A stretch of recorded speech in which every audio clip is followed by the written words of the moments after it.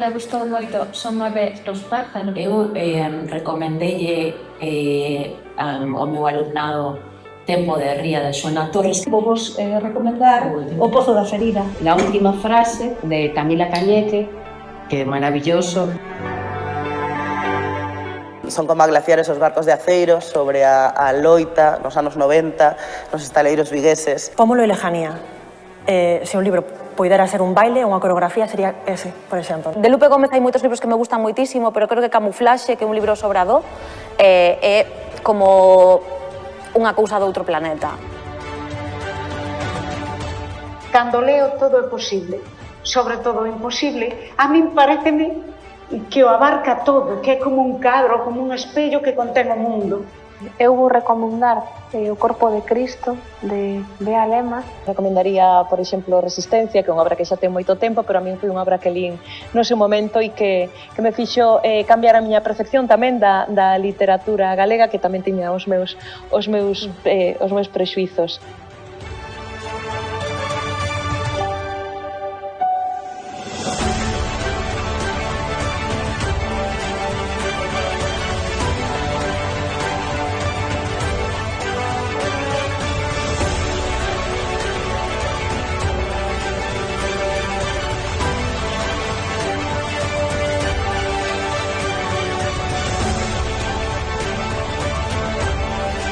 Esa culpa cando nos permitimos mirar un pouco máis a nós, ese xulgar cando decidimos, cando escollemos, cando nos poñemos diante, como calquera outra persoa, pois é moi importante, e iso vámoslo levando a través deste ciclo de Mulleres de Palabras. Que as túas palabras teñan vida propia, que protesten, que se equivoquen, que aguilloen e que, como a ti, non se acomoden nunca. Tempo de romper os medos,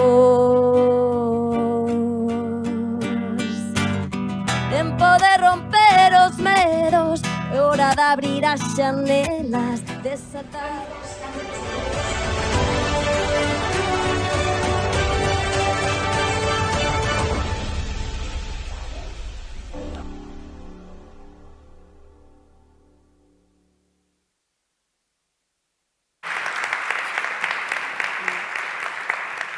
Bo día, benvidas, benvidos a unha nova edición de Mulleres de Palabras. Isto que acabades de ver é un resumo do que foi a primeira edición deste ciclo que busca poñer a palabra no centro e a palabra das mulleres no centro, a palabra das mulleres escritoras galegas actuais que a súa vez van tecendo redes, como vedes, tiñamos aí as mulleres que formaron parte do ciclo ano pasado recomendando a súa vez a palabra de outras mulleres. Iso é tamén este ciclo Mulleres de Palabras, unha rede de mulleres que levan toda a vida relatando o mundo, relatándose a si mesmas, isto é o que vimos compartir desde hoxe e ata o mes de outubro con moitas actividades que vos iremos contando. Pero hoxe, deixademe que diga que é un auténtico luxo, unha oportunidade única a que ides vivir, así que grazas por encher este salón de plenos da Deputación de Pontevedra, porque é a primeira vez que as tres poetas coas que inauguramos a segunda edición de Mulleres de Palabras están xuntas, recitando e conversando. Son tres mulleres de palabras e tres premios nacionais de poesía, porque nos últimos 3 anos consecutivos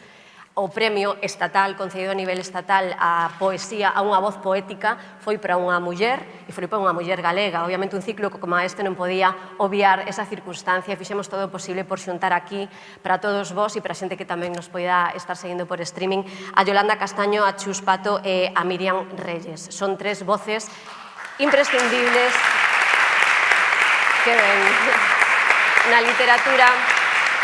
Tres voces imprescindibles na literatura, na poesía deste momento e dos anos dos que vimos tamén, desde logo, Chus Pato é unha voz imprescindible na poesía galega de sempre, Yolanda Castaño e Miriam Reyes aí están tamén, pero quero contarvos que o Premio Nacional de Poesía, para que entendades o valor que ten que durante estes últimos 3 anos unha muller galega o consiga. O Premio Nacional de Poesía comezou a concederse en 1977. Ata o ano 2003, é dicir, 26 anos pasaron, non se concedera ningunha muller.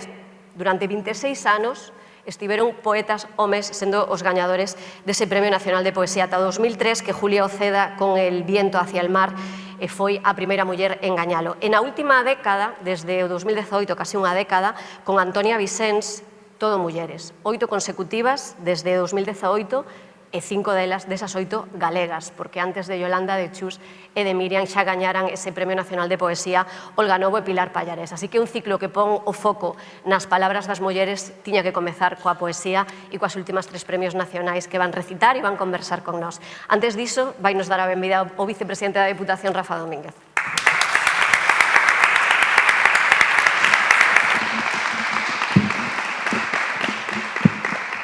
Moi rapidamente, ninguén veu a escoitarme a min, pero quería dicir dúas cousas. Primeiro, agradecer o traballo do Servizo de Igualdade e de Susana por facer este magnífico evento. Ata en 3 ocasións tivemos que pôr cadeiras aquí para que a xente pudese vir e asistir e chegamos ao tope, polo tanto, eso xa dá unha idea do enorme éxito que significa isto. O segundo é unha aposta por a cultura en mayúsculas, a cultura desta Diputación de Pontevedra, a cultura con proxectos como pode ser este Mulleres de Palabras, pero como pode ser a recuperación da Bienal de Arte, como pode ser a recuperación dos edificios centrais, como pode ser o proxecto de Santa Clara, como pode ser unha aposta pola cultura en mayúsculas, porque teño que dicir, e sempre o digo, que o nivel de evolución dunha sociedade se pode medir, entre outras cousas, pola aposta pola cultura. Eu creo que é unha aposta que sempre é gañadora. E, definitivamente, e para terminar xa, estamos nos momentos de moitísimas dificultades e de enquedanzas no eido da igualdade, cando existen partidos políticos que negan a violencia de xénero. Temos, desde as institucións, que reforzar a aposta pola igualdade porque temos que dar exemplo. E, dende logo, iniciativas como esta, tan maravillosas organizadas polo Servizo de Igualdade da Diputación, son un paso máis para acadar esa igualdade. Moitísimas gracias. Agora vemos todos a escoitar a quen temos que escoitar e agradecer a Miriam, a Chus e a Yolanda por estar aquí na Diputación de Pontevedra. Moitas gracias.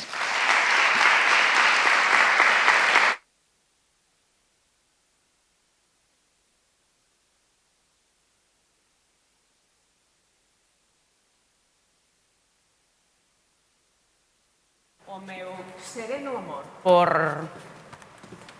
300 euros.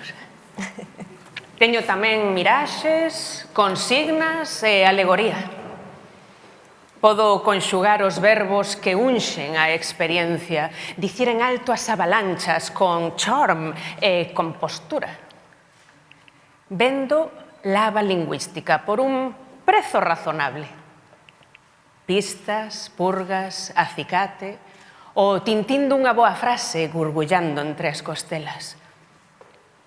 Pero non me dea pura nada, señor, non disimule. Blanco sobre negro, ben máis do que o contrario. Deglute 2, señora, ata 3 veces ao día, a mesma boca que impugna a trama da indixencia. Podo recitarlles case de corrido a ceifa e o pozo ata abrir un boquete. Ou fronte a este auditorio confesar que andaría a túa espiña dorsal aínda máis do que a P9. Prostitúese a forza que actúa a moenda. Podo espir o meu xaxún aquí en minuto e medio, pero así se sela o pacto. Para vos, o estremecimento, e para min a moeda.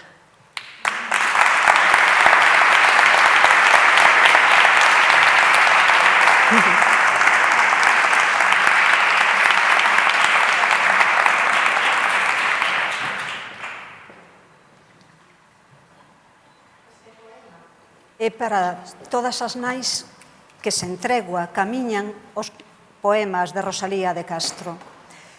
Son nais moi novas, diríamos, desde hoxe, casi adolescentes. Era un corvo.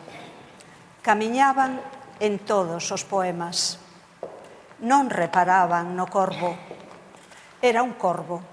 Miráballes as maos. Nas maos delas escoaba o sangue. Era un corvo. Cantou. Álzame, primavera, álzame como alzas o voo das aves. Non foi a lei quen abriu as portas cando elas, as nais, chamaron.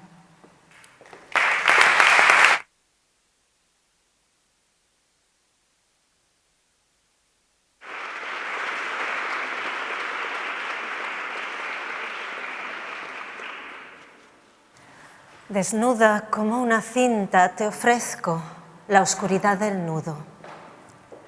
Te ofrezco la oscuridad del nudo con el que me sujeto a mí misma, al mástil de mí misma, contra las perturbaciones del equilibrio. He olvidado mucho, pero recuerdo que dije, la oscuridad es mía y viviré con ambas mientras me quede luz. Lo dije con la boca llena de agua, hace años y años, cuando no era exactamente esta que ahora se ofrece ni era completamente otra. Lo dije a una persona y a otra persona y a ninguna persona o a mí misma. Dentro de la oscuridad del nudo, con la boca llena de agua por un golpe de mar. A golpes de mar se desanclan las palabras de la boca que dice, veo con conciencia de límite y de horizonte, no sin frustración y maravilla.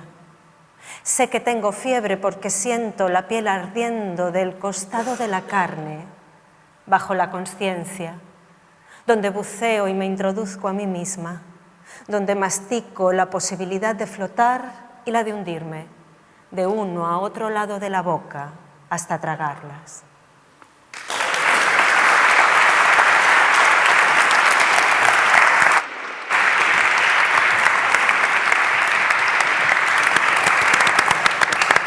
Benvidas, Yolanda Castaño, Chus Pato, Miriam Reyes, benvidas a Mulleres de Palabras. Grazas por entender que era unha ocasión que merecía a pena o esforzo, en moitos casos, para as tres, de alguna forma, estar hoxe aquí é unha decisión, entendo que con ilusión tamén de xuntarvos por primeira vez, pero tamén unha decisión que supón un esforzo organizativo, e xa que Yolanda Castaño escollía un primeiro poema da falsa autónoma, que fala moito da realidade, do oficio de vivir da escrita, de vivir da poesía, gustaríame comezar sabendo que supón para vos estar hoxe aquí polo lado da amizade e do evento único que é, porque elas tres nunca antes estiveran xuntas, pero tamén que supón na práctica, Yolanda, porque acabas de vir de Marrakech, sí, bueno, de Rabat. De Rabat, perdón, e Miriam tamén acaba de viaxar desde fora de España para poder estar aquí, e Chus pois tamén tuvo que desplazarse porque en Pontevedra non vive, entón, Yolanda, a realidade de estar hoxe aquí.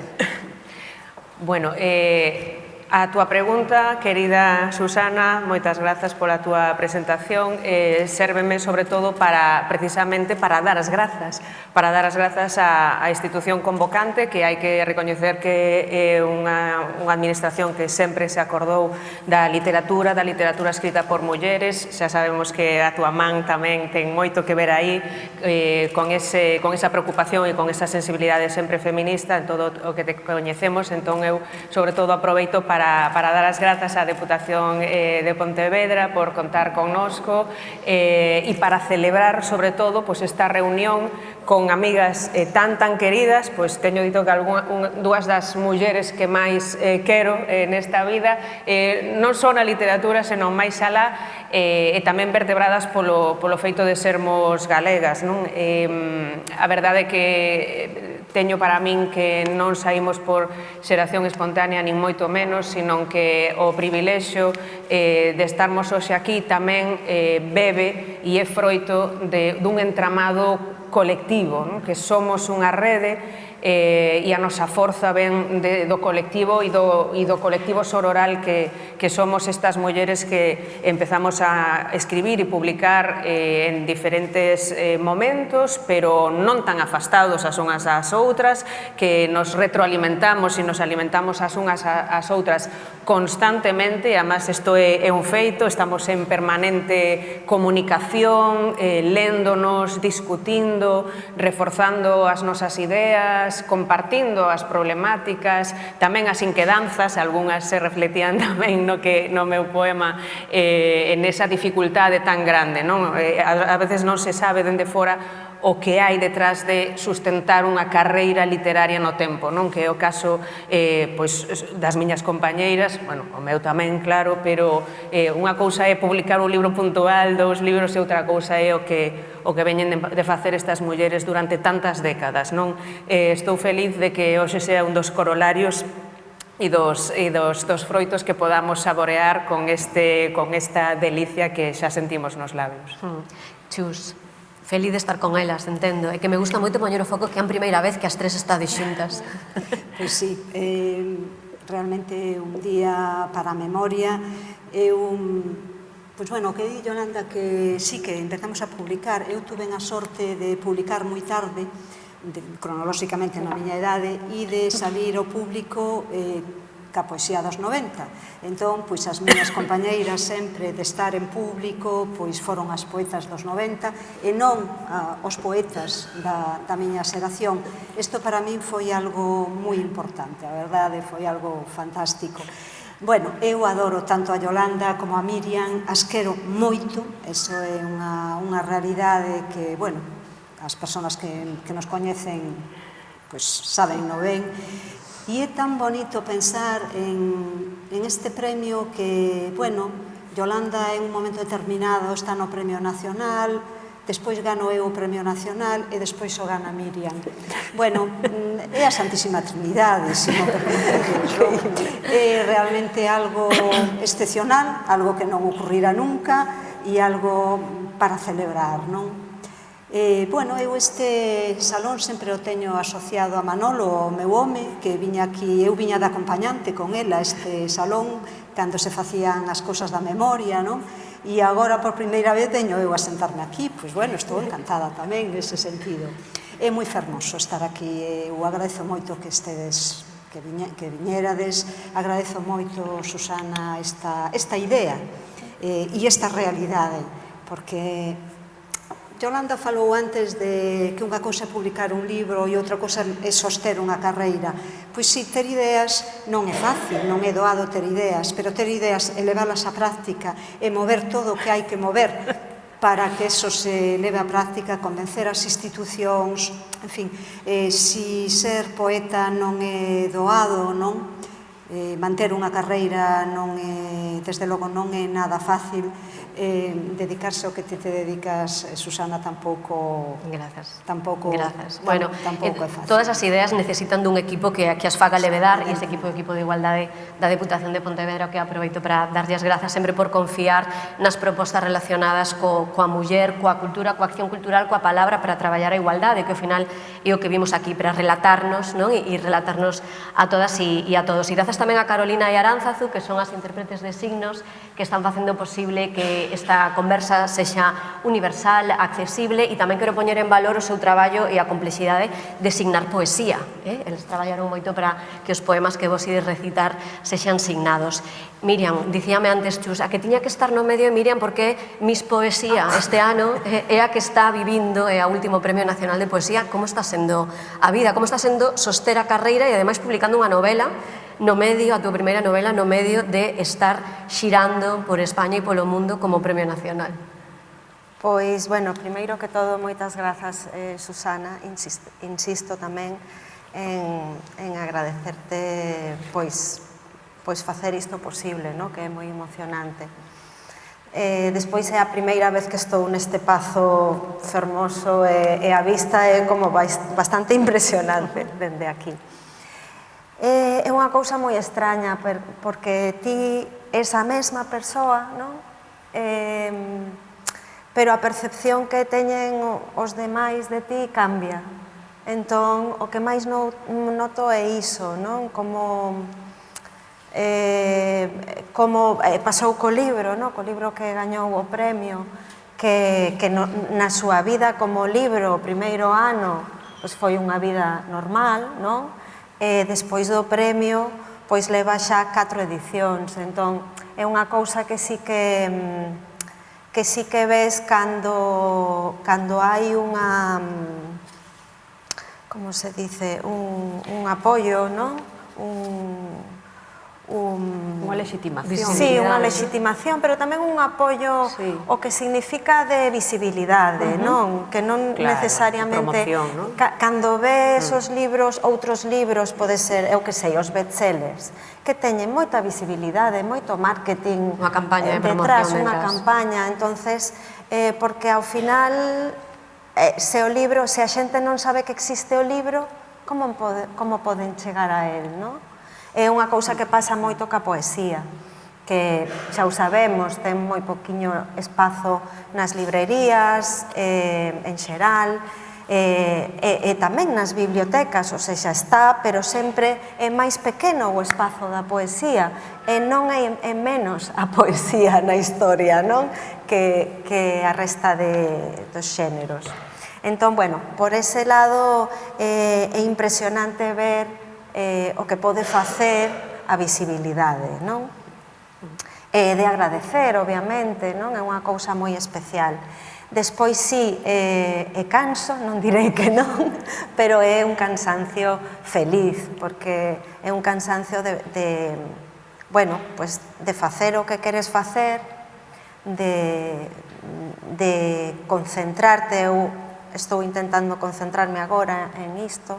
O final do ano pasado foi moi estresante porque eu tiña outro traballo, bueno, máis de outro traballo. Aquí entramos no tema da falsa autónoma, entramos no tema da precariedade do traballo cultural, onde a maioría de nós temos moitos traballos ao mesmo tempo. E cando non, pois temos traballos moi exixentes tamén, porque moitas poetas son profesoras, como foi profesora Chus, e tamén é un traballo que implica moita dedicación, moita enerxía, etc. Entón é difícil pois ter o tempo para pensar, ter o tempo para reflexionar e realmente chegar a algún lado, non? Eu noto que cando, bueno, o tempo que tive, eu pude dedicarlle un pouquiño máis de concentración na etapa final da construción do libro a Con, porque recibiu unha axuda, digamos unos meses, porque tampouco daba para moito, pero vin a diferencia, de poder decir, bueno, estos meses estou concentrada en isto. O sea, o nivel de profundidade ao que podes chegar é diferente, non? Que cando estás nesta vida fragmentaria, tan dispersa, que xa non sabes ni que pensas das cousas, non? Porque todo se está a cruzar. Pero, bueno, agora mesmo estou nun nivel de moita dispersión. De pouco tempo para concentrar nunha única cousa. Saen palabras en catalán, porque eu vivo en Barcelona, bueno, a miña segunda lingua, citando libros, a miña segunda lingua é o non? Bastante fai, é impresionante escoitar o galego de Mira Reyes. E estaba preocupada antes de comezar, dá gusto escoitarte. Este ciclo, estas palestras tamén buscan justamente isto, visibilizar, non? Non solamente que a xente vos escoite e vos lea, senón que tamén escoite cal é a realidade tras unha vida de muller que se dedica a escrita, pero que hai moitas outras cousas, e todas esas cousas están na vosa poesía, non? Están os coidados, está o amor, está o corpo, está a maternidade, está a culpa, está a poesía en si mesma, está a palabra, está a beleza, está a perda, todos eses temas están, pero eu quero ir a palabra que é imprescindible para construir un poema, volvendo aos primeiros que vos escollestes para entrar e sentarvos aquí. Por exemplo, Yolanda, prostitúese ou pacto, sería esa palabra fundamental do primeiro poema que escolliches, esa que eu sei que para unha poeta, sin esa palabra, que hai moita decisión alrededor dunha palabra nun verso, o poema non funcionaría. Cal sería a palabra forza dese primeiro poema? Dese primeiro poema? Difícil, pero bueno, titúlase Ofrécese, como nos anuncios por palabras, non? E pretendía, pois, bueno, desde logo con moita ironía e con moita provocación, claro, poñer negro sobre branco, como ás veces máis ben estamos en branco sobre negro, que a cousa está moi negra e nós en branco. Así que, pois non sei se traballo ou algunha desas palabras relacionadas co diñeiro, coas condicións materiais e co traballo, que era o que en realidade aparece na Falsa Autónoma, que son palabras pouco fotoxénicas para a poesía, e que ese era o auténtico reto do meu último poemario, non? Ser capaz de falar de todos eses asuntos, non? De condicións materiais, de diñeiro, de débeda, pero facelo coa trascendencia que require a poesía, fuxindo dunha linguaxe máis realista habitual, non? No caso de Chus non me lo dixen, pero o poema co que entrou e os que escolleu para seguir recitando son inéditos, así que ese é un luxo extra que hoxe temos. Corvo é a que máis se repite nese, non sei se sería a palabra forzas en a que o poema non funcionaría, Chus. Sí, é o corvo, é o corvo. Eu tuve a oportunidade o ano pasado de facer unha lectura, a primeira lectura antolóxica sobre Rosalía na Universidade de Santiago, en Filoloxía, e tuve que ler moi atentamente a poesía de Rosalía nese momento, e encontreime que a poesía de Rosalía está chea de mulleres que son nais moi novas e que teñen as mans manchadas de sangue, non? Teñen as maus manchadas de sangre, o máis fácil de citar a xustiza pola man, entendedes o que quero dicir? Son mulleres que de alguna maneira ou porque se dedican a cousas extrañas ou sempre son maternidades tremendas as maternidades en Rosalía, non son nada gloriosas, nada pacíficas, sempre están acosadas, son nais. Eu recomendo vos moito que fagades esta lectura de Rosalía, porque moi sería, o sea, Rosalía para ver a violencia doméstica é algo tremendo. Bueno, no caso de Rosalía son mulleres, a maioría delas nais que non teñen home, pero non porque estén na emigración, non é a cuestión das viudas de vivos e as viudas de mortos. Son violentísimas, son as maternidades moi violentas, e tamén pensando nesas maternidades tan violentas, pois claro, pensas, pero estas rapazas das que fala Rosalía son non nais como as de agora, que son maiores, máis ou menos, sino nais, en ese sentido eu sentime moi vinculada a elas, porque eu fun nai aos 18 anos, non? Entón, son nais realmente moi noviñas e sempre con unhas problemáticas, bueno, o da xusticia pola man, xa queda claro que é unha señora que se carga aos asesinos dos seus fillos, non? Entón, bueno, é un poema críptico, hai que poñerlle a dedicatoria, senón non se comprende moi ben, pero, bueno, a min o tema da maternidade e do parto en concreto é un tema que eu levo traballado moito neste libro que estou escribindo, porque me parece temas moi violentos, me parece que a maternidade é un aspecto da muller moi acosado, moi violento. Xa non falo de violencia obstetricia, nin o que pasa nos partos, non, sino que a propia maternidade é unha expropiación, realmente, unha expropiación do poder das mulleres, non? Entón, bueno, o corvo está aí como... Eu realmente estou referíndome ao Corvo de Ted Hughes, ao libro O Corvo de Ted Hughes. O corvo é algo moi presente na miña vida, porque vivo en gran parte na aldea, e sabedes que hai moitos corvos en Galicia, e é un personaxe, claro, é o corvo de Poe, é en sí mismo un signo de violencia, e logo é o corvo quen ve a estas rapazas, que son rapazas, son como moito teñen 20 anos, como lles escoa o sangue das maus, non? E elas chegan a un lugar, agora non teño tempo de explicarlo, en realidade chegan ao Hades, quen abre as porzas do Hades é a xustiza, non a lei, non? E as acolle, no poema de Parménides. Entonces, bueno, a diferencia entre a lei e a xustiza, elas realmente están do lado da xustiza, non do lado da lei. Pero, bueno, eso se sale un pouco do poema, pero podo decirlo así. Bueno, e o poema é ese enigma, o enigma dun corvo que ve a unhas nais moi novas que teñen sangue nas mans. Claro, a Medea tamén, inda que estas non matan nunca os seus fillos, matan a outros seres, non? Claro, pero todo o que hai detrás dunha palabra, non? A palabra que unha escolle para un poema. Cal dirías que a palabra importante dese primeiro poema? O que escollía Miriam é o que abre con, non? Non sei se o verbo arder que aparece, o verbo ofrecer tamén aparece.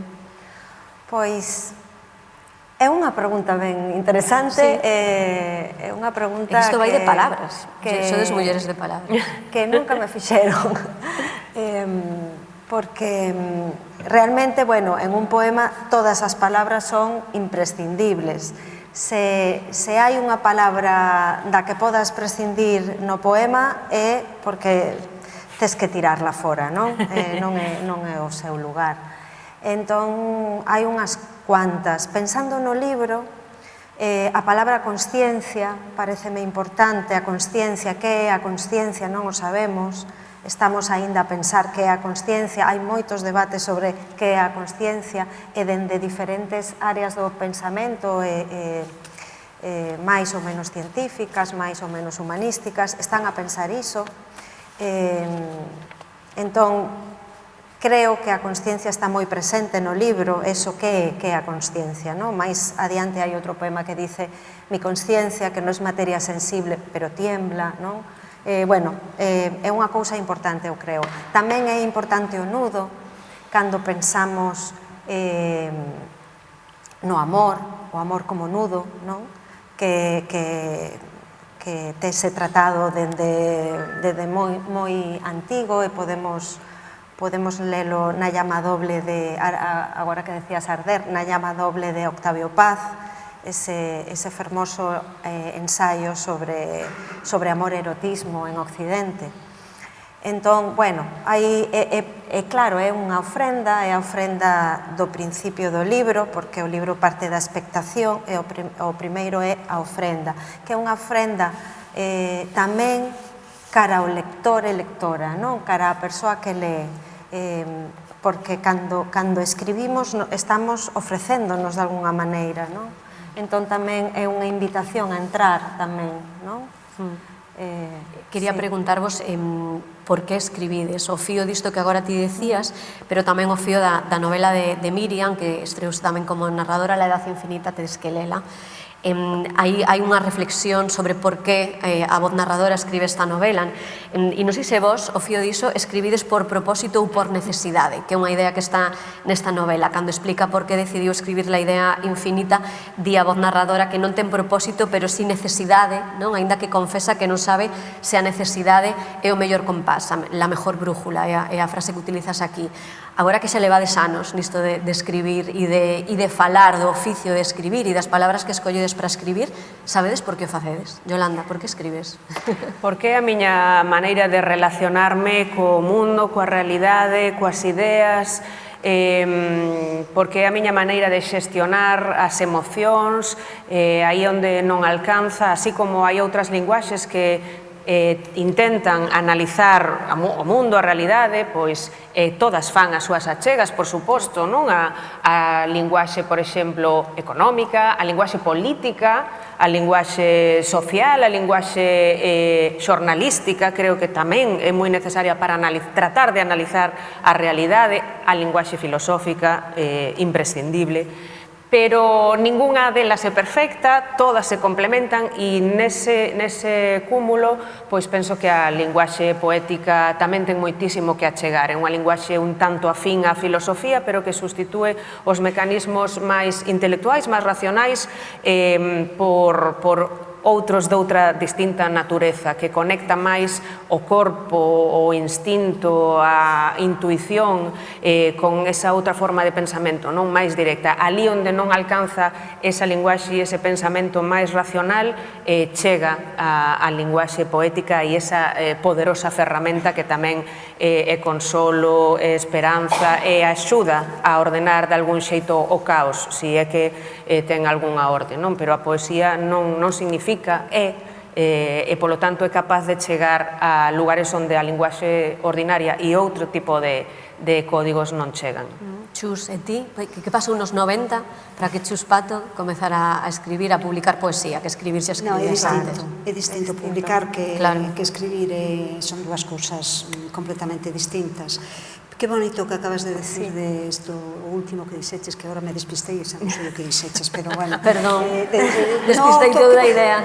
Dixo va. algo así como que a poesía non significa, a poesía é. Eso, que a poesía non significa é. Bueno, pois eu vou me meter un pouco por aí, non? Bueno, hai dúas cousas que vou decir. Unha, que eu, entre os 8 e os 10 anos, quedei absolutamente fascinada por tres cousas. Unha, porque vin a obra completa de Rosalía de Castro en un libro de Aguilar e quedei fascinada de que os renglóns non ocuparan a... O sea, foi unha cuestión óptica, realmente. Por outro lado, pois, a mitade dun verso de Bécquer que volverán as oscuras golondrinas. Que volveran ao balcón non me interesou para nada, pero iso me deixou completamente fora dos meus 8 anos, dos caballos dos meus 8 anos. E logo, no que foi o meu primeiro de bachillerato, que éramos moi pequenas, tiñamos entre 9 e 10 anos, escoitei por primeira vez Margarita está linda la mar, de Rubén Darío. Punto. Eu decidí ser poeta en aquel momento. Pero en algo máis serio, pois, en eso de que a poesía non significa que é así, é a fascinación, xa sendo tan maior como son eu agora, a fascinación de poder seguir construindo, achegándome ao que é a lingua do poema. A lingua do poema é unha lingua diferente de todas as demais linguas, non? Eu diría que é unha lingua que non ten patrón, que non ten patronaxe, non? Como as modistas de antes que cosían a roupa no corpo da persona que o iba a lucir. Pois eu diría que nós cosemos o poema no corpo da linguaxe. E isto é algo fermosísimo e me leva ao punto de ebullición, que é o título dunha antoloxía que fixo Miriam sobre a poesía galega, non? Para bilingüe, en galego e en español, a fixo ela como antóloga, e que a titulou Punto de ebullición. Pois a lingua da poesía é a lingua de todos os días, pero con un cambio diferente. Fai ferver realmente esa lingua e entonces no que é o corpo da linguaxe cosemos o poema, non? Que é o mismo linguaxe de todos os días, pero en punto de ebullición, non? Sería esta idea. Logo, pois, pensar no que é a metáfora é algo extraordinario. Eu, cada vez que penso en a luz náufraga da madrugada, que é unha metáfora de Manuel Antonio, como ben sabedes, pois claro, como vai naufragar a luz na madrugada se a madrugada é o ascenso da luz? Pero realmente, se hai algún náufrago na madrugada, é a luz. Isto é fascinante. O sea, que se poda construir, digamos, poñer en conexión aquilo que está absolutamente dislocado e ao mesmo tempo mostrar de que é imposible bicarse o propio corazón. O sea, son os dous extremos que a metáfora pon. En realidade, eu creo que sería seguir construindo unha banda óptica, unha banda sonora e unha banda de pensamento, que aí enlazo tamén co que acabas de decir, porque o pensamento do poema non é nin o pensamento argumentativo do concepto, nin o pensamento cifrado da matemática e, polo tanto, da ciencia. É un pensamento imaginativo, que se basea en imágenes, que son ópticas e sonoras. E vos podo asegurar que eu non sei se fixen un bo poema en toda a miña vida, ni me interesa sabelo, pero é unha paixón absoluta. E por último, xa remato, me estou pasando, despois a ver se estou calada. Nos tempos nos que vivimos, como decías ti no teu discurso, son uns tempos dunha violencia bastante forte. Eu viví na dictadura de Franco 25 anos, despois vivín toda esta democracia que temos e, francamente, o da dictadura vou non deixar a parte porque aquilo era outra cousa. Estes son uns momentos moi violentos, excesivamente violentos desde o meu punto de vista, moi impositivos. Estou recordando un verso de Yolanda, da falsa autónoma, que dice, cito de memoria, e agora vou tomar unha pastilla para seguir abusando de mí mesma, non? O sea, esta medicalización continua pola violencia do traballo, todo isto. É dicir, recibimos, o poder sempre ten unha linguaxe autoritaria, sempre propaganda e sempre encuberta ou non encuberta, e, bueno, publicidade sempre, vale, de acordo, pero en estes momentos está moi duro, non, a cousa. E, bueno, a lingua da poesía é unha lingua que pensas nese verso, non? Dices, pero que me está dicindo esta tipa? O sea, que me traga unha pastilla e corra a abusar de mí misma. Pois sí, eso que me está dicindo Yolanda Castaño e que me está dicindo Poder todos os días, que corra a abusar de mí mesma. E para iso teño que tomarme unha pastilla, porque despois non dou dormido. Eso, non? Pois é unha maneira de poder decir, bueno, pois isto non o quero, e ao mellor boto o freno. Ou interrogarnos, ou dubidar de toda a propaganda que recibimos. Bueno, é fascinante, porque está falando a Chus Poetea, Chus, que se fascina lendo poesía. Sí, é a fascinación. Claro, creo que escribo porque para min é unha fascinación, é a maior paixón da miña vida, escribir isto. Ti por que escribes? Mira, que como cambia o código agora que tamén publicaches novela, non? E aí reflexiona sobre por que escribir esta novela, se por necesidade ou por propósito, cambia o por que escribir poesía? Sí, bueno, eu teño que firmar o que acaban de decir as dúas, porque ao final as razóns son o que, bueno, non razóns, o que move é o mesmo en realidade. Entón, para mí tamén é unha forma é a miña forma de pensamento, non teño outra, por eso eu sempre cando intento explicarme nas conversacións, sempre sento que, bueno, sento moita frustración, porque sento que non chego onde chego cando escribo o poema, non? Entón, sempre estou como un pouco, pois, renuente, non? Como un pouquiño así escurridiza, non sei, porque encontro que realmente onde hai un pouquiño do pensamento está no poema.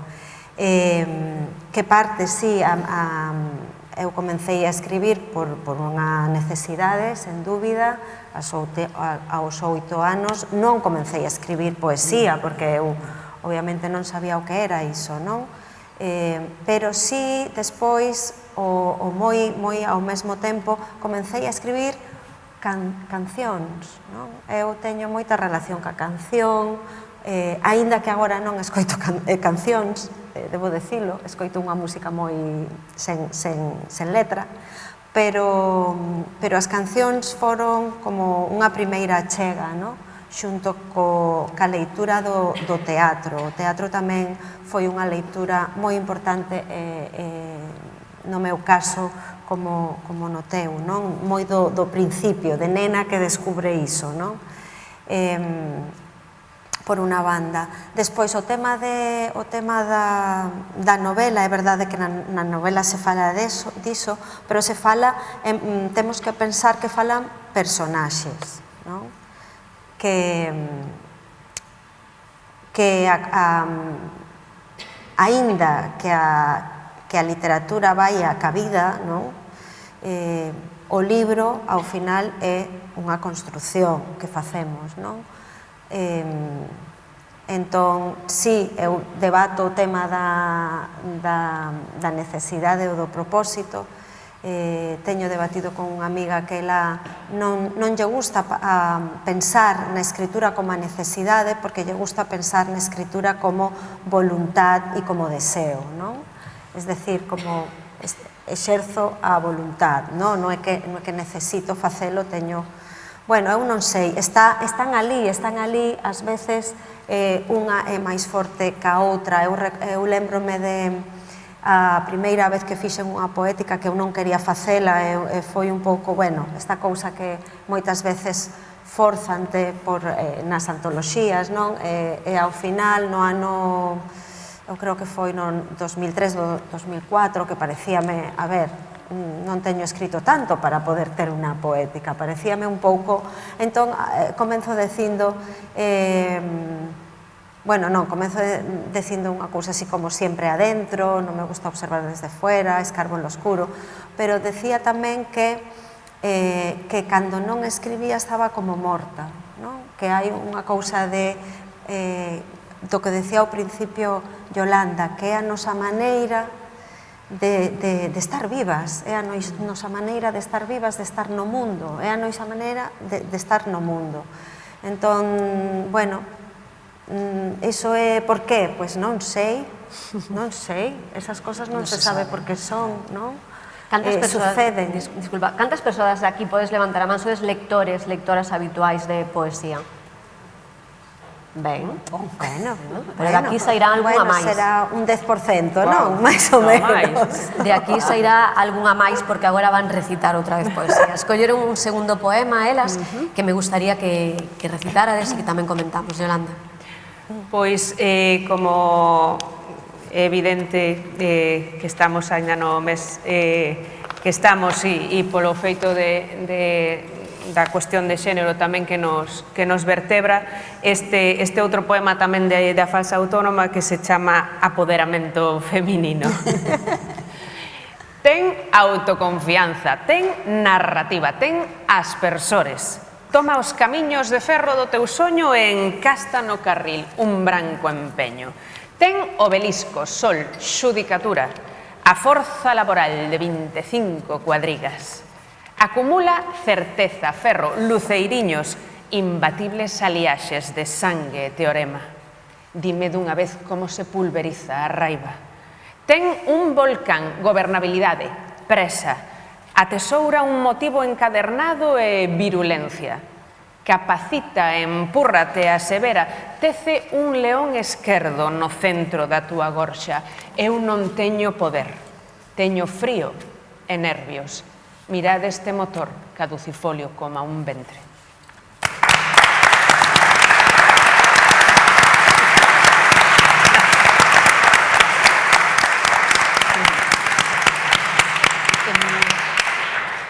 Chus, o seguinte que escolleu non aparece a palabra corvo, pero si paxaros outra vez. Sí, paxaros sempre están, porque hai moitos paxaros nas aldeas.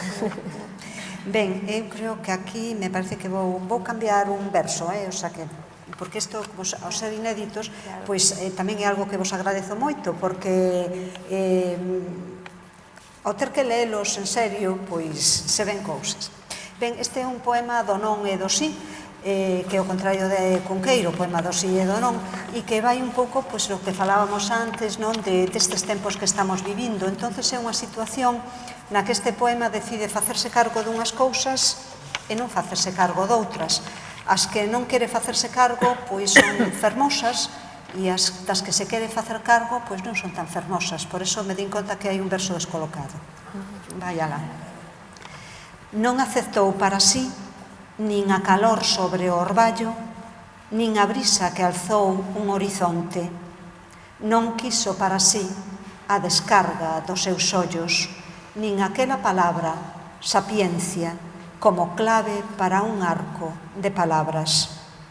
Aceptou, sí, aqueles paxaros envoltos na tormenta e na area, a gaiola para as bocas, na úgula o criadeiro dos ratos, roendo a tráquea, o esófago, estendendo a peste, o aire que vibra.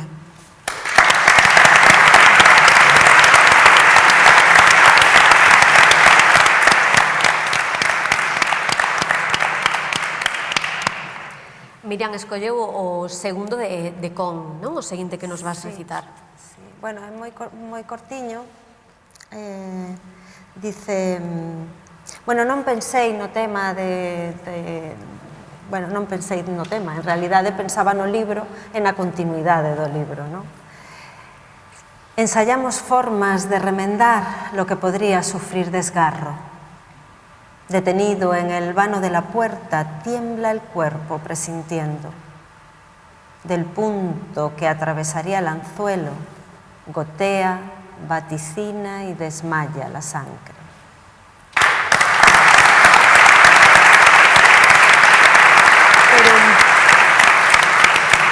É perfecto que escollas este poema para continuar a conversa, porque volvendo a ler os vosos poemarios agora antes de vir aquí, hai un tema e hai unha cuestión que está sempre presente nas tres e é o corpo, non? Sinto que escribides por todo iso que as tres acabades de explicar e desde eses lugares dos que acabades de explicar, pero tamén que escribides poñendo o corpo, non? Tedes moi presente neste poema que te escollías aparece a palabra corpo, se vou a materia o Premio Nacional de Yolanda Castaño, o corpo está moi presente, algúns versos que rescatei, todo o que fun esquecendo recorda o meu corpo por min, non? Ou pregúntase, que farías ti sen min, corpo, non permitas que nunca volva a abandonarte, ou en Chus, en Sonora, hai imaxes que son dique entre o corpo e a violencia do corpo, non? Está moi presente, e desde logo o corpo está moi presente no poemario de Miriam. Está o propio, está o alleo, non? Está o corpo que desexa, está o corpo que sofre, está a relación co corpo propio. De feito, un dos últimos poemas que vas ler é Todo cuanto puedo llamar mío, e o corpo aí ten moito peso.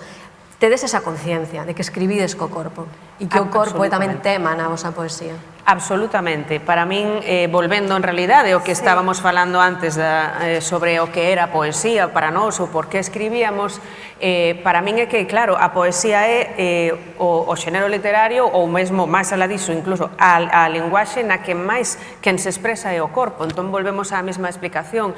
Non é tanto, non se expresa tanto os procesos intelectuais, a razón, a lóxica, sino que se deixa que fale directamente o corpo. Cando dicimos corpo, evidentemente, hai que tomalo nun sentido amplo, estamos a falar dos sentidos, non? Exprésase o instinto, a imaxe, non? A vista, a visión, o sea, dicir corpo é dicir moitas cousas, ventre, é dicir tacto, non? É facer que o tacto tome palabras de algún modo, non? Entón, a verdade é que sempre fun moi consciente de que escribimos dende un corpo, e ese profundo interese, o interese polo corpo, no meu traballo, no meu camiño, atravesou, digamos que diferentes etapas, moitas delas conviviron ou seguen convivindo, non é que abandonara unha para entrar noutra. Entón, pois, durante todo este tempo me interesou preguntarme se ese corpo desde o que eu escribo, e son tan consciente de que é o que se expresa, é un corpo sexuado, acaso, se ten xénero ou non, se é un corpo novo ou maior, se é un corpo que fala dende o centro ou que fala dende unha periferia, se é un corpo con todas as facultades ou se é un corpo enfermo. Todos eses efectos se transmiten e se reflicten no texto. Nos últimos tempos tamén me interesou, como sabes, preguntarme se ese corpo que escribe ten todas as necesidades materiais cubertas ou non, e se iso influe no texto, non? Pero a consciencia de falar dende un corpo nese sentido tan amplo ao que me refiro. Sí, non sei se tamén te ves aí, Chus, porque además no caso de Sonora, por citar o último poemario que está editado e ademais premiado, é un corpo que escribe non só desde un momento moi concreto, senón desde un lugar moi concreto que é a perda, non? Que sen dúbida un dos grandes temas de Sonora. A autora explica ao final que estivo 4 anos convivindo con esas palabras e para darlle forma a este poemario. Eu penso nun corpo de muller, de filla, que afronta tamén a perda, non? Sí, é así, que pasa que eu vou ir por outro lado. Veña, complementámonos entón. Vou ir polo título dos poemarios das miñas compañeiras, non? Con respecto á materia, hai dúas cousas. Unha, a que xa dixen antes, non? Na materia inmediatamente nos leva á cuestión da materia e a forma. Pois xa vimos que nun poema, evidentemente, a materia e a forma están absolutamente ensambladas, que o único que é unha linguaxe que se leva a punto de ebullición. Pero hai outra cousa que me interesa tamén. Solemos decir que a contraposición da materia é o espírito, e eu quero falar do espírito. Entón, pois, evidentemente, o espírito é o invisible, por exemplo, é unha das cualidades. E, sin duda alguna, aquí le vamos falando un mogollón de tempo xa, eu agradezo moitísimo a atención que nos recibides, atención plena, porque se nota, pero vos non vedes as palabras que estamos dicindo, porque as palabras non se ven, pero falamos e no momento en que eu estou falando estou notando todos os órganos meus de fonación funcionando e estou falando co corpo inteiro. Entón, onde está a materia? A materia, evidentemente, na poesía, cando menos, pois non é o negativo de espírito. O espírito é unha eventualidade da materia. Isto é por unha parte, co título de Yolanda. E co título de Miriam, que pois sempre se di que a poesía, imitando a palabra do Xénesis de Deus, é unha palabra que nomea, di terra, e é performática, a terra se fai. O sea, basámola moito no nome, na nominación. Sen embargo, pois mirade que ben, aquí a miña compañeira pois titula un libro con, que non ten referente de ningún tipo, que é un enlace, e que é justamente o vínculo, porque con é a relación. Facemos o amor con, paseamos con, enfadámonos. A relación, ese vínculo. E iso é poñer o foco nun lugar que non é o nome, porque realmente o que fai avanzar o poema non é a nominación senesíaca e performática, non son os 6 días da creación e despois descansamos. O que fai avanzar o poema é a sentase, e son precisamente os enlaces, e, sobre todo, os verbos en infinitivo, que de inmediato, e isto facía moi ben, bueno, ahora non me sale o nome, quen ganou o Día das Letras Galegas? Xela Arias. Xela Arias era unha mestra nesta transformación do verbo infinitivo en nome, pero é un nome que é un verbo, que esconde un verbo detrás. Entón, bueno, pois eso, a materia, estupendo, e con moitísimas gracias por tales títulos, porque poñen no centro o que é o corpo. Eso é o corpo. Unha materia que crea cousas invisibles, pero que as crea a materia. E unha relación que é sintáctica, que pon o foco precisamente no vínculo e que fai avanzar o poema non desde a nominación de non hai hai traballo, hai oficio, hai gracia tamén e hai don, pero sobre todo hai oficio.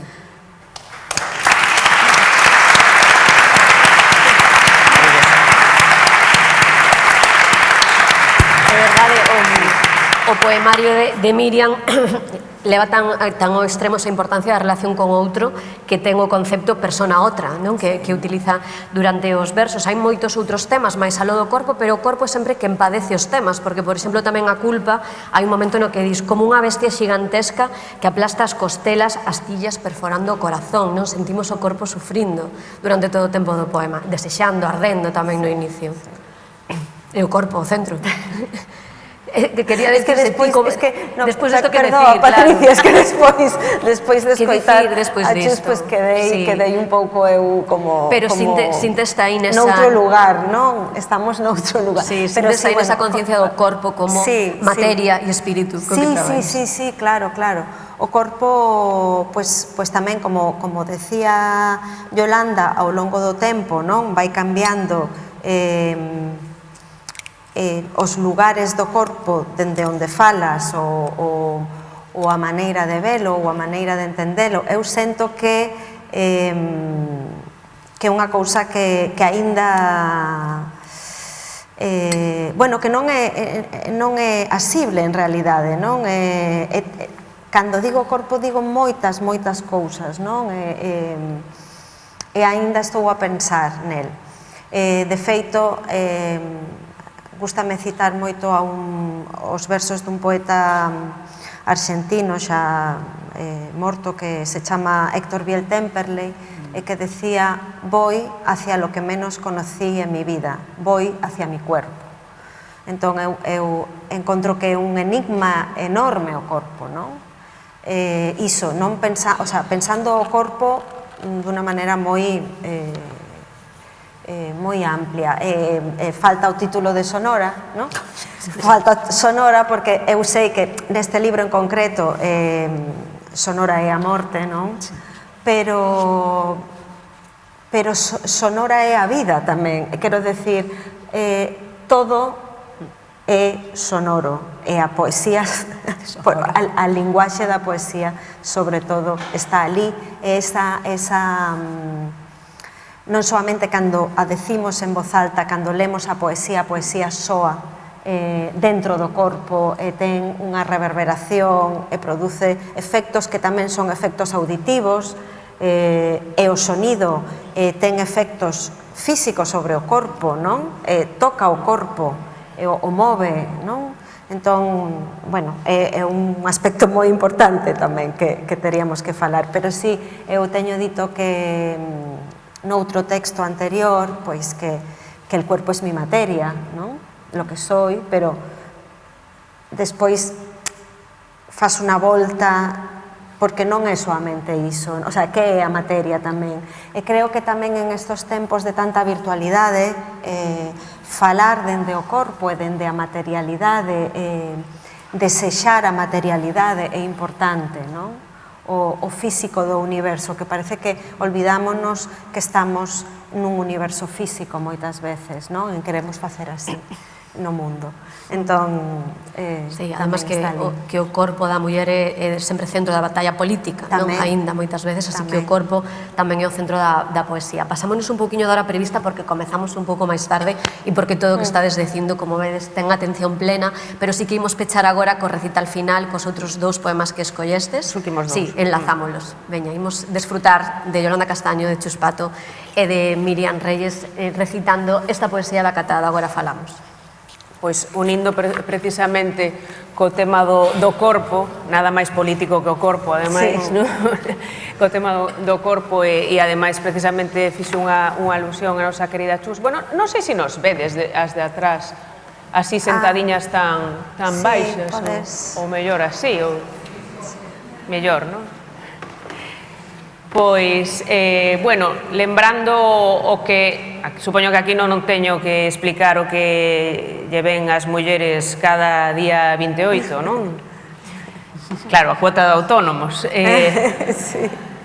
Eso algunhas. Outras teñen outra fortuna e creo que é o día que lles entra o salario mensual, non? Na conta, creo que é o día 28, máis ou menos. Bueno, e a outras nos chegan outras cousas, eso xa depende da sorte de cada quen, porque todo tamén é un ciclo, e por iso este poema se chama A Roda da Fortuna.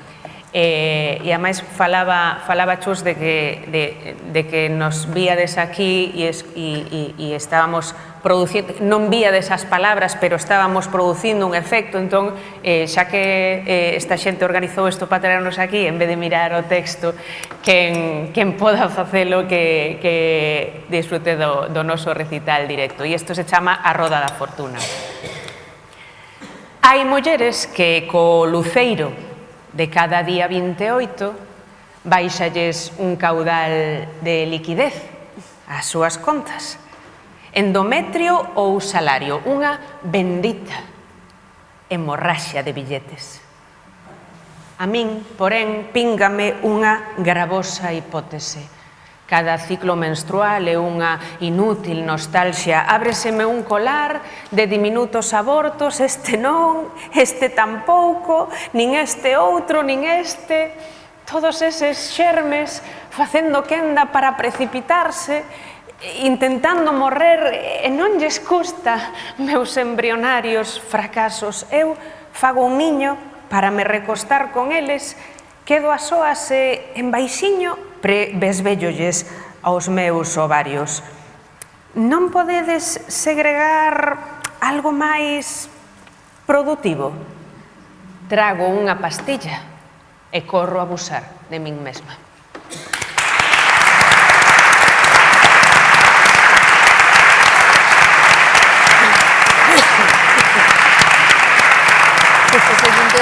Sí, vamos rotando. Facedes unha, como estaba prevista aquí. Bueno, pois aquí a xefa manda que hai que levantarse. Eu creo que nos van a ver millor. E además estás máis baixiña aínda que este acento. Me poño aquí, non? É verdade, é verdade. Védela millor así, verdad? Para este luxo de que teñamos aquí a Chus Pato, porque o poema podemos leválo para casa no libro, pero ter a presenza dela aquí e a súa voz sonora... Como vedes, pois, querémonos bastante. Bueno, este é un poema que comeza o primeiro verso e pode parecer un título e tamén ao mesmo tempo Infancias silvestres. Maos que dun só golpe desamarran a cuncha da rocha e mascan a carne dura da lapa. Maos que saben das regañas dos cons e espetan no ollo do caramuxo a agulla. Prados esmeraldinos, valados nos que a silva medra feliz, infancias de redor da pedra, onde as moras agarran o reparto da polpa e do preve que tinta o granito. A tarde declina. O gando vai para as cortes e na noite o soñar do gando entra na visión da infancia. A pedra, esa a grande cerva, a cerva que impide as nuncias entre signo e significado. En un morse extraño transmite un idioma silvestre, a dirección, un sentido que burla a convención da fala. Retumban aínda os disparos, os corpos nas vernas.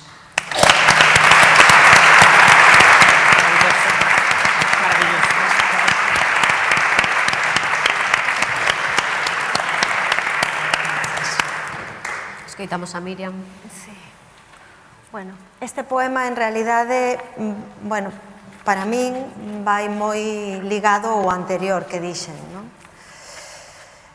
De feito, foron un poema en algún momento. He proyectado sobre mi exigua experiencia de ti mis experiencias de otros. El primer trecho es hermoso. Los pulmones, los ojos, el corazón y el sexo se inflaman, palpitan y aplauden.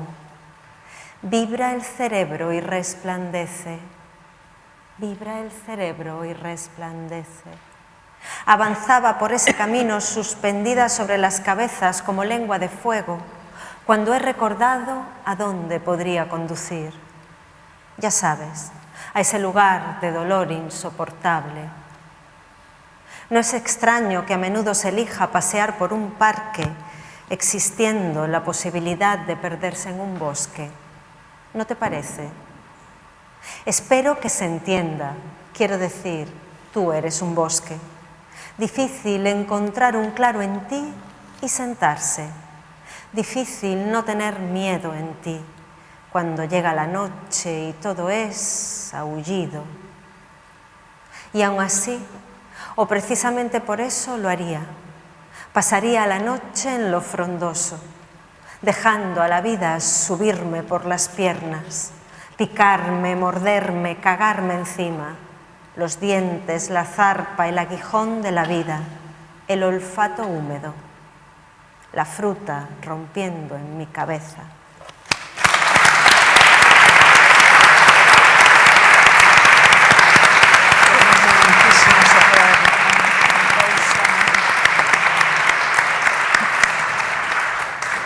Pois volvendo ao corpo da muller, unha vez máis, e xa que seguimos en marzo e con este nesgo, tanto o anterior poema como este pertencen a Materia, por eso me despido con dous poemas de Materia, e son desa última parte de Materia na que se fala da renuncia á maternidade como unha das opcións que temos as mulleres sempre que sexamos realmente libres, que todas as opcións estean igual de legitimadas, igual de refrendadas, dependendo dunha decisión que sexa totalmente persoal. Pero quizáis algunhas xa sabedes que neste último poema, no poema que pecha a Materia, me despido desa posibilidade, da posibilidade de ser nai, ou me despido desa filla imaginaria que xa non vou ter porque así o decidín, pero ao mesmo tempo quería pasar esa páxina da miña vida, pechar ese capítulo da miña vida e despedirme dela con un sentido da reconciliación e tamén da dignidade e mesmo de certo agarimo, por que non? Entón, pecho con este suspendida que pecha a Materia. En canto o animal da noite se aparea co planeta, podo aventurar canto tería podido ser. Unha nación de paxaros estará do outro lado se te embarcas en ser por fin esa emigrante.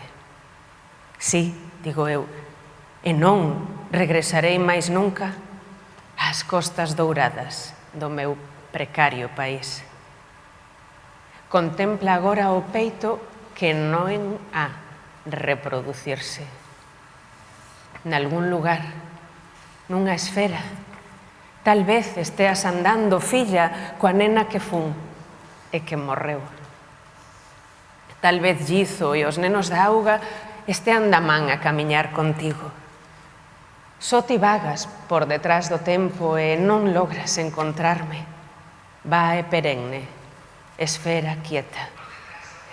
Miles de seres non nacidos buscan entre as sombras os seos das súas nais. Avanzan entre a néboa cos ollos acendidos, bracean entre o escuro, preguntan en voz alta: pero ti non me encontras, filla milla.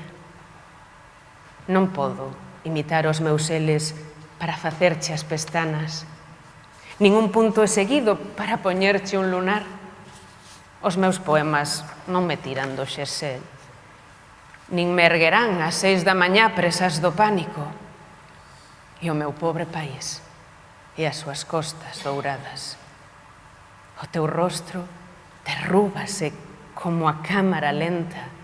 Levas derrubándote dende que teño 17. Vouche desganchillando os trazos, destrenzando os teus tecidos. Filla, filla miña, non podo cargarte no meu colo.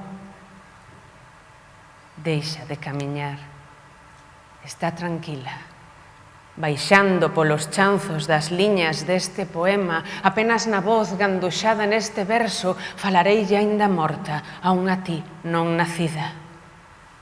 Vouche desganchillando os trazos, fibra a fibra desanoo, e fago para ti unha esfera onde nada pode ferirnos. Deixa de camiñar e durme, que alí nos encontraremos. Nada teño e nada pido, un fulgor inasible, logo nada.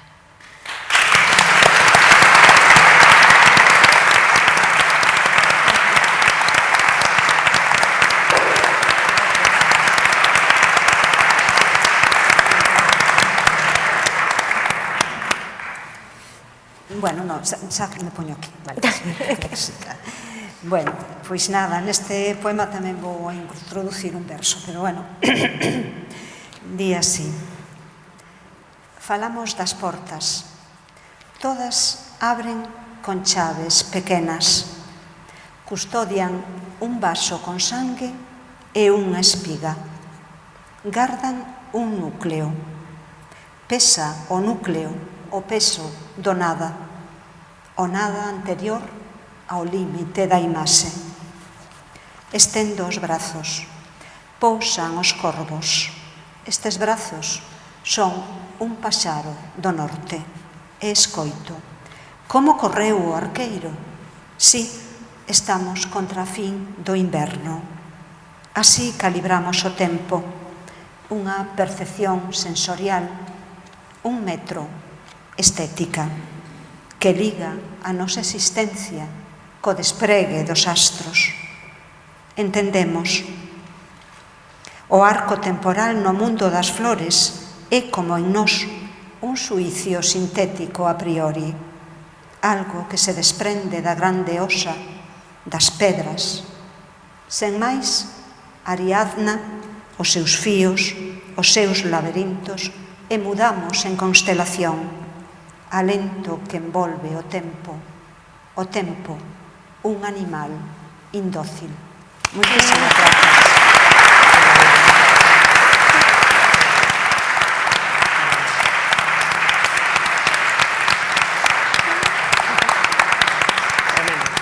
Era unha cousa así de como nos convertimos en constelación. Bueno, qué maravilla. Bueno. Todo cuanto puedo llamar mío. Este cuerpo que habla y gesticula, que conoce lo que puede y desea como puede, que se encierra en sí mismo y encierra en sí mismo todo cuanto puedo llamar mío. Este cuerpo que piensa y se estremece, que donde hace miedo se contrae y donde hace amor se expande. Este cuerpo que bulle y precipita, que acumula plásticos e ideas, metales y afectos. Este cuerpo imaginado o sometido a examen.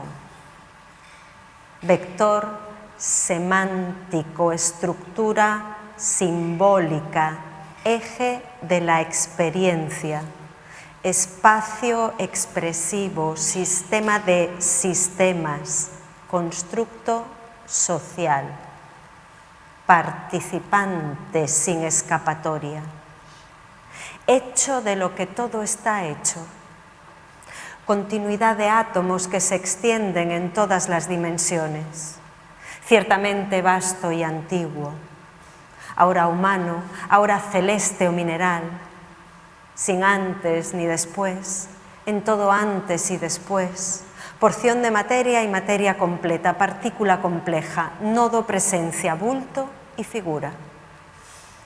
Este cuerpo, ¿quién? Insondable y desnudo, en conjunción.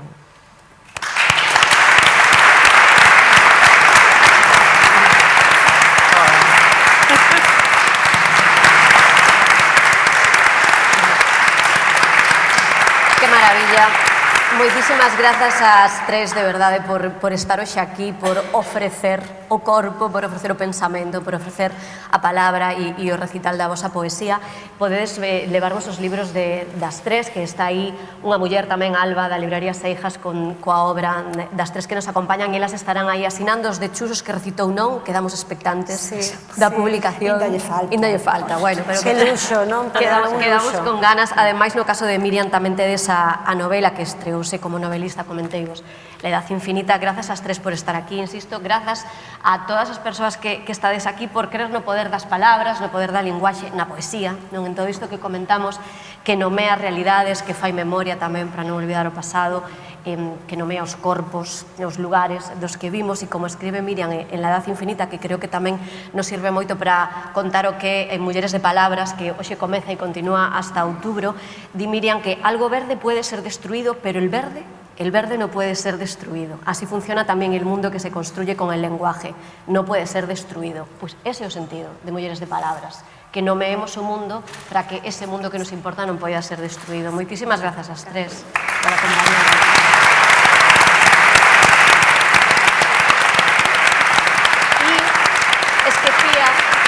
Esquecía que agora mesmo, a esta hora do sábado 28 ás 2 xa, madre mía, abre o prazo para que vos inscribades e despois de estar aquí queredes ler máis poesía. A actividade de Mulleres de Palabras de abril será un obradoiro para ler poesía impartido pola poeta e editora Dores Tembrás. Comeza o 9 de abril, o primeiro xoves despois de Semana Santa, será os 4 xoves de abril e son prazas limitadas. O ano pasado esgotáronse voando e foi un éxito. Só tedes que mandar un mail a participa.igualdade@depo.es. Na página web da Deputación tedes toda a información. Grazas.